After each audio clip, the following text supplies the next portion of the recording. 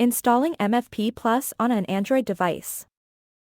Open the Google Chrome mobile browser on your Android device. Go to www.myfoodprogram.com and tap on the three horizontal lines, and then tap on Mobile Login. When you open this page, tap on the pop-up that asks you to add MFP to home screen. On the next menu, tap Install. Your app is ready to use. Installing MFP Plus on an Apple device.